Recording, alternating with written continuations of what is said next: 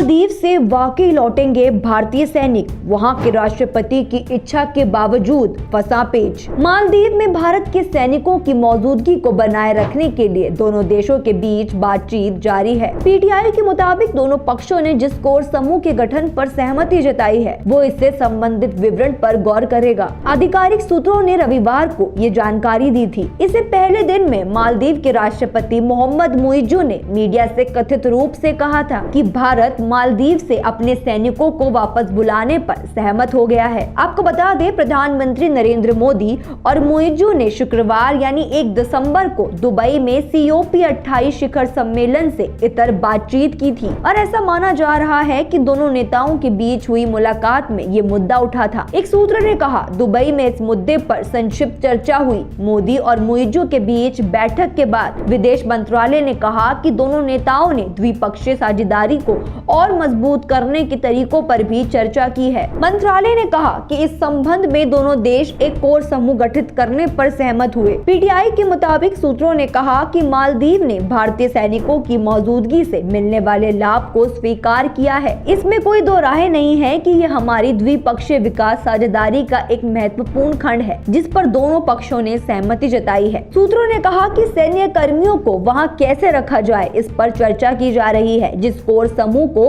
गठित करने पर दोनों पक्ष सहमत हुए हैं वो इस पर भी विचार करेगा कि इस विषय पर आगे किस तरह से बढ़ाया जाए। मालदीव हिंद महासागर क्षेत्र में भारत के प्रमुख समुद्री पड़ोसियों में से एक है। मुइज्जू को व्यापक रूप से चीन समर्थक नेता के रूप में देखा जाता है। उन्होंने 17 नवंबर को मालदीव के नए राष्ट्रपति के रूप में शपथ ली थी। शीर्ष कार्यालय का कार्यभार संभालने के एक दिन बाद उन्होंने मालदीव से भारतीय सैन्य कर्मियों की वापसी का आह्वान किया। मीडिया पोर्टल BBC के मुताबिक भारत ने मालदीव को 2 हेलीकॉप्टर और एक छोटा विमान तोहफे में दिया था। भारत के मुताबिक राहत और बचाव कार्यों और मेडिकल इमरजेंसी के लिए ये दिया गया था। साल 2021 में मालदीव की सुरक्षा बलों ने बताया कि इन हेलीकॉप्टरों और विमान के संचालन के लिए करीब 75 भारतीय सैनिक मालदीव में मौजूद हैं। भारत ने 2010 और 2013 में 2 हेलीकॉप्टर और साल 2020 में छोटा विमान मालदीव को दिया था।